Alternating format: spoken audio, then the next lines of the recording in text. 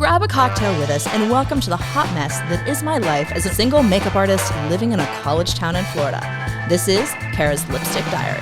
Hey you guys, we are back for the second half of my conversation with Adrienne from Midlife Cravings about being sexually independent women and what that means in our society. So grab your high noon and let's sit back and talk. Remember, hit that subscribe button and leave us some love. Let us know what you think. All right, you guys, let's do this. Mm-hmm. You know, and that's what I think a lot of people don't even realize is that it can happen anyhow. Like it can totally happen. Mm-hmm. It's kind of crazy. But yeah, I mean, you and I have talked a lot about, you know, the challenges of being out here in this sex positive world of women. There's a weird stigma attached. I will tell you, for every one hater though, I have 100 supporters, and yes. Promoting, you know, safe sex and sex positivity and building confidence in others in the bedroom. Yes. That fuels me and gives me so much joy. Like that really 100% is like my passion and my purpose. And so I agree with you. The number of women who come up to me and say that they've never had an orgasm. And I'm like, girl, we got to work on that. I mean, I think that that's actually semi how this show started is I had a group of girlfriends over several years. I mean, it was pre-pandemic.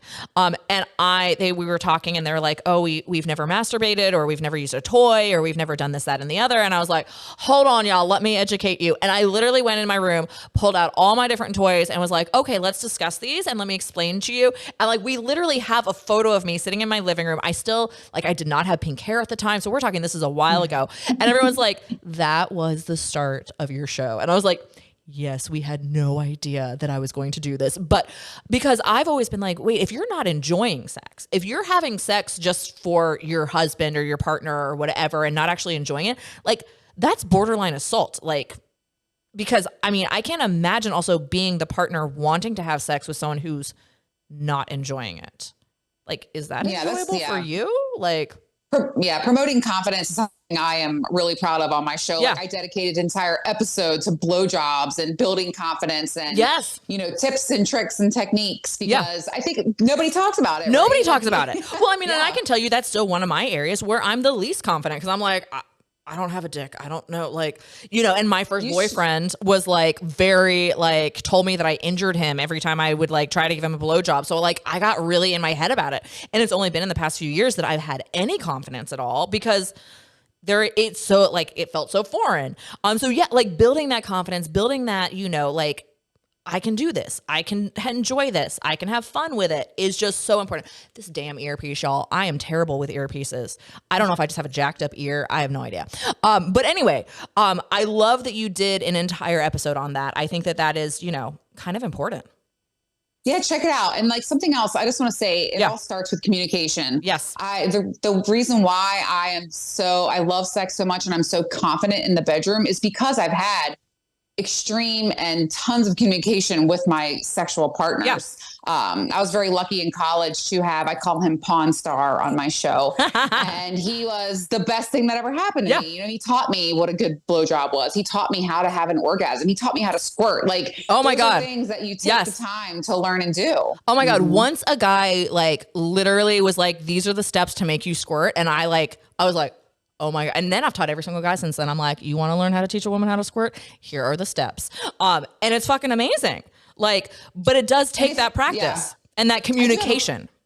I do have a quick tip too. If you're trying to learn how to squirt, big fan of using a dildo. Yes. That is a great way to start. Well, I found like for me, like it was the 2 fingers hitting the G spot, mouth on clit. Once I started to begin to orgasm, he would pull his hand out and use the palm of his hand vigorously on my clit and not stop. And then it was like fucking waterfalls. And then once you do it once, then it just doesn't stop. Like at least that's the way it is with me. Like you get that first squirt and we bed's soaking wet after a while. You gotta like, it's a problem. I have lots of stories about that. I'm a big fan of masturbation, self-love, self-play. I feel like that's where I learn the most about what I love and what I want, for sure. Well, and that's one of the things why we talk about sex toys on here so much is because you have to learn what your body reacts to and how your body reacts. We have an episode that has come out about, you know, the O shot and like increasing that even more and like figuring out, you know, how your body, you know, intensifying those feelings. And, you know, I think all of that is fantastic for us because we as women, we're the only half of the population with an organ dedicated purely to sexual pleasure. We need to be enjoying it. Like, I'm sorry. You know, and if your thing is that like, you know, religion is telling you no, God made you that way. God made you have that. He wants you to use it.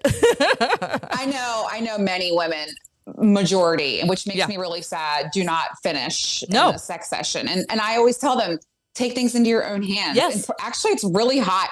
And I'm someone who's I have amazing, incredible partners. And a lot of times I'm helping out. And there's nothing wrong with that. Well, that's part of it because you're taking part in the experience. Right. It's not something done to you. I know what I like. Yes, exactly. And you know, if a man is intimidated by that, go fuck yourself. You know, like, sorry, go away. Because it is, I mean, part of the sexual experience, you should be experiencing it and taking part in it. Which means, you know, helping out where it needs some help. And a simple bullet vibrator. I mean, toys are your tag team partner, not your competition. Correct. Thank you. So much so. And it kind of adds a fun, like playful stimulation to the whole situation. And I love getting fucked from behind and having a vibrator on my clit. Yes. Oh my God. That's a great option. And like, it also like, it can help them sometimes too, because they can feel that vibration, that sensation with what, you know, is going on as well. And it can intensify their experience if they're not scared of it. Kind of key.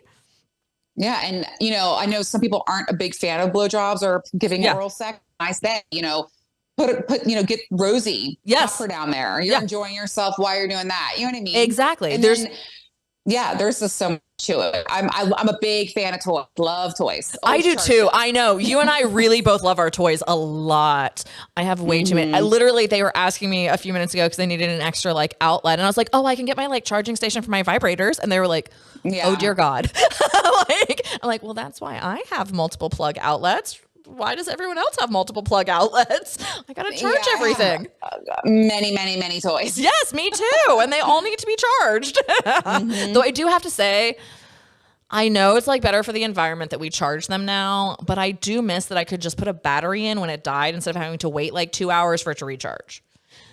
I have something to share. I'm actually working with Tracy'sDog.com and I am helping them develop new toys. And toys are coming out. Yes. Toys are coming out with battery percentages on them, so you can know. Oh my God. Yeah.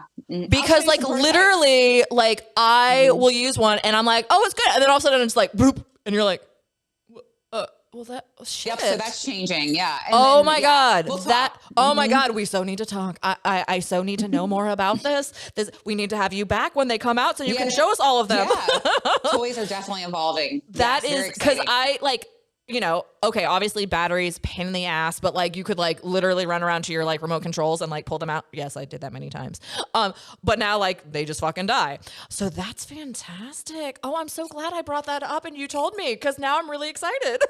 Yeah, they'll say how much battery they have left. I have a funny story. I once had the Rose. I had like my bullet vibrator, and then I had my OG clit, which is my favorite toy by far ever, hands down.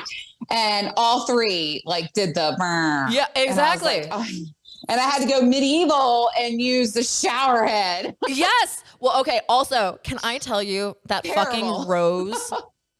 I am not a fan of the Rose. It has caused me all sorts of damage. So you have to use, the pro tip is you have to use lube with it. You have to use lube. Oh my God. Well, first it made me bleed.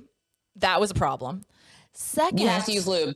It overstimulated my clit and my clit exploded to like 4 times its normal size and would not go back to normal for about 2 weeks. Oh my God. Right. Like, by the way, that. Oh my God, painful as fuck. And like, I literally like felt it like pop. And I was like, what just happened? What just happened? What just happened? And like, I pull out a mirror and I'm like, oh my God, it has never looked like that. My hood was like terrified and like retreated. It was horrible. Like I could barely walk.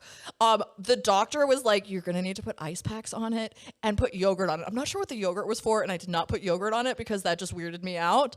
But it took 2 weeks for it to go back to normal. I don't like the rose. That's unbelievable. Like, so I'm traumatized from the rose. I am like full blown traumatized. I have pro tips. I love the rose. You have to use lube. And also I use the 6th setting. It is a pulse setting and it gives me what I like to call a pyramid or a step ladder orgasm. It's like a edging orgasm. Right. And so it's not constantly on your clit. There's breaks. So I've never used like the tone vibe. I think I used the tone vibe and I broke my clit. It's too much. And you got to use lube. Okay, I did not use lube with it, so maybe that would have helped. That probably would have helped with the times that I bled from it, because it definitely made me bleed. Oh my God. Yeah, no, like I literally am like traumatized from that sex toy, and I'm like the queen of sex toys, and yet that one was like, no. That one and I did not go along. It was really painful. I mean, they talk about like if a man has an erection for more than X number of hours, they need to go to the hospital. And I was like, that's what my clit has done, and it's been 2 weeks. Like, is it going to go back to normal? That's insane. Yeah, it was bad. It was bad. So there's another toy out there that Tracy's dog has, and I know I like love them, but it's called P-Cat, and it's a handheld version, a different shape, but the same vibrations and settings, but it's a wider pulsar, and it still has that magical 6th setting. And I like it because it's easier to hold with a partner. So maybe give that a try. I'll send you one. Yeah, I'm like, I need to try that one because the rose traumatized me. I really, really wanted to like it. And it's pretty. I mean, I like things that are pretty. But yeah, it traumatized me. But yeah, I'll try that one. Let's try that one. See if I don't have a nervous breakdown. Like I've never had that happen. Like I've used a lot of sex toys. That has never happened to me before. I've gone through like 4 of them. They've all died. Yeah, I understand. I totally get that. 100%. All right, so it's about time to wrap this episode up, which makes me really sad because I feel like I could sit and talk to you like forever. I know. And again, we at some point need to get you in the studio for real and like have her here, especially when your toys come out. Like when you get these new toys, like we need to make it happen in studio so like we can like demonstrate, well, not like fully demonstrate, but you know, like hold them and like check these out because I'm really excited to see what you've come up with because you like sex toys maybe even more than me. And I'm not sure that's like humanly possible. Like, because I really love them. They're kind of my favorite things. I'll bring a bag down. Oh my God. TSA will love them. Here's my I travel with toys all the time. I don't give a shit. I do too. The key is to make sure they are fully dead. Yes. I don't fly with charged. Oh my God. Oh my God. Can you imagine like literally? Oh my God, that'd be freaking hysterical. Yeah. Scare all of TSA. Like they would think you had some sort of crazy ass bomb in your bag and it's sex toys. Yeah. Right. Though, do you have the necklace one? I do. That one's fun to travel with. That's a good travel one because they don't have a clue what you've got going on around your neck. But anyways, so great having you back on the show. Thank you so much. You too, I Kara. Beyond appreciate it. And I love having our little like online friendship where we discuss all this shit. Me too. Thank you guys so much for watching. Remember, hit that subscribe button, leave us some love, let us know what you thought. And hopefully Adrienne will be back soon with some fun sex toys, actually in person in the studio. We're going to make this happen. It's happening. All right, you guys, thanks so much. Hit that subscribe button and we will see you soon.